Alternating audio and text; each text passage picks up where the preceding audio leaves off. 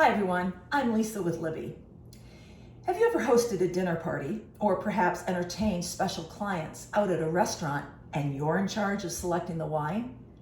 It can be pretty intimidating, especially since there's so many hundreds of great wines out in the market. What do you choose? What if you have multiple guests with many different palates?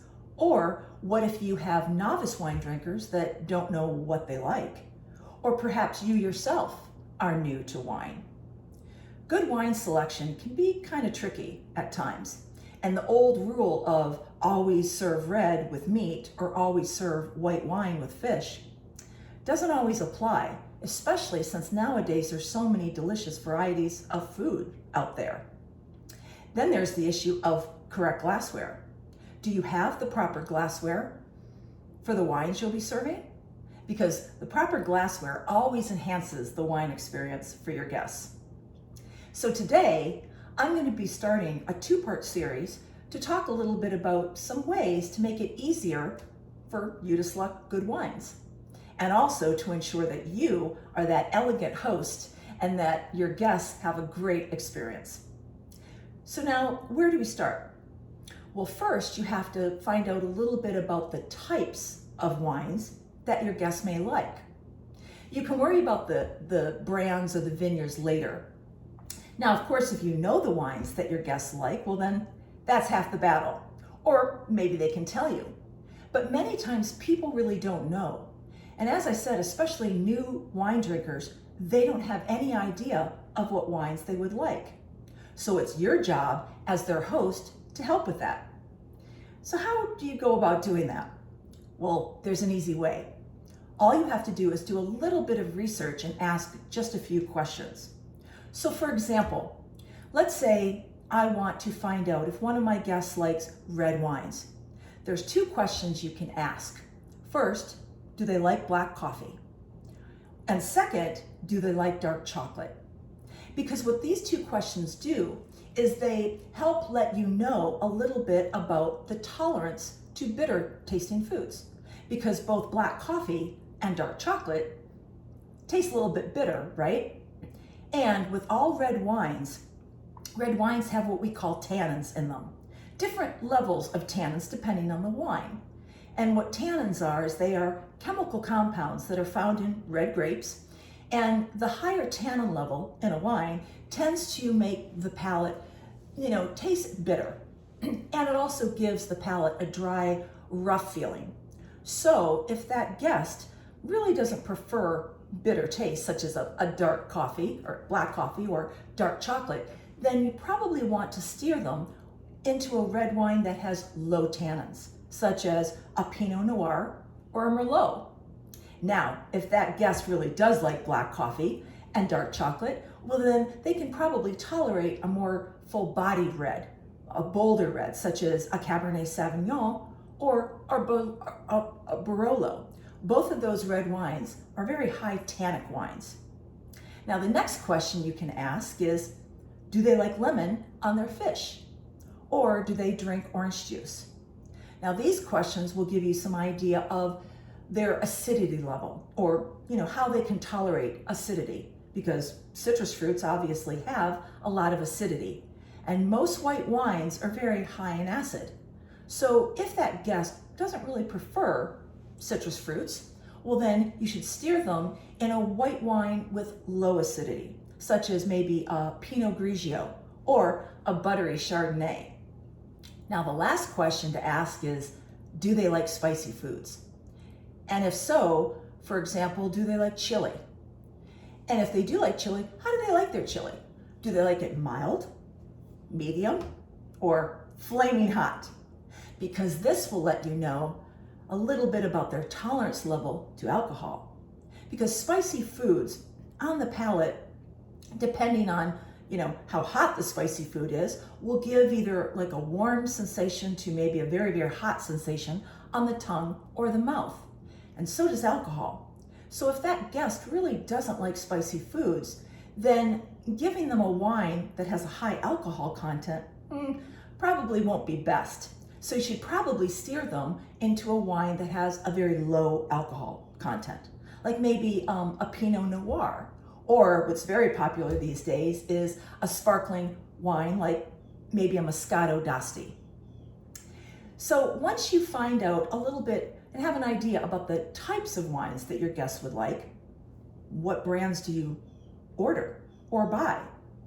Well, let's first start in talking about dining in a restaurant. Whenever you take those special guests to the restaurant, what you want to make sure is you want to ask if they have a sommelier on staff, because it's the wine sommelier's job to help you pick the best wines for you and your guests. And also they can help with any budgetary concerns that you may have. Now, it's a myth that all sommeliers just want to sell the most expensive bottle of wine on the menu. It's a sommelier's job, first of all, to add value for you and to make sure that you and your guests have that best wine experience possible. And if a sommelier is good, they will have tasted every single wine on that wine list, and they can tell you exactly about those wines, whether a certain wine has, a high tannic level or maybe a low alcohol content. Now, let's say that restaurant that you go to doesn't have a sommelier. Well, then you can go back to asking your guests the questions that I just discussed and use your best judgment. Or what I suggest is, for that special dinner, you might want to plan ahead before you go. You might want to go online and research their wine selection and see what wines they have to offer. And then what you can do is you can go to one of the two top publications in the wine industry, which is what I have here, the Wine Spectator, or Wine Enthusiast magazine. Because each month, both these publications hire wine critics to rate numerous wines from all over the world. And they rate them numerically between 80 to 100, with 90 to 100 being the top wines. Now, some wine critics might even rate the wines in stars. But when they do these ratings, they also give you descriptions on the type of wine itself. So for example, if they're rating a Barolo, they might rate it maybe a 91 or whatever, but then they will also describe that wine. Not only what it usually tastes like, but also, does it have a high tannic level? What's the acidity? What's the alcohol content? So here you can do a little bit of research before that special dinner and then go to the restaurant and impress those guests. So now, a rule of thumb, whenever you're picking a wine, don't get caught up with necessarily the price of the wine, because just because a wine is on the pricier side doesn't mean that it's always best for you and your guests. There's plenty of great wines out there that are very affordable and that are under $30 a bottle. And another note about wine service. When the waiter brings you that wine to the table that you selected, and he pours that 1 ounce pour for you to taste, and then he's going to go around the table and serve your guests. It's a misconception that they're doing this so you will see if you like the wine. They actually do this to tell if the wine is flawed. And what we mean by that is if the wine is corked or if it's been oxygenated. Now, when we say that a wine is corked, what we mean by that is the cork in that wine bottle has been tainted with a chemical called trichloroanisole, or TCA for short. And what TCA is basically a fungus that gets into wood. And since wine corks are made of wood, sometimes that chemical will get into that cork and taint the cork as well as the wine. Now, when this happens, it will give that wine a very pungent smell of moldy, wet basement smell, or wet cardboard. Now, if you smell this, and again, if it definitely smells like a mold, musty basement, then by all means tell the waiter or the sommelier, I think this wine is flawed. I think this wine has been corked. And you can absolutely get a new bottle of wine or maybe a new selection, a different selection.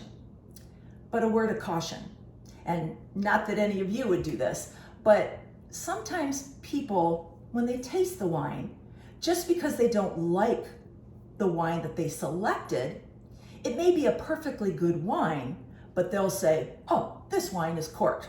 I want a new bottle. Well, make sure that it definitely is that moldy basement smell, because you don't want to be embarrassed in front of your guests if the wine is perfectly good and you're just saying that it's flawed just because you don't like your choice. And remember, a good sommelier can definitely tell if that wine is flawed.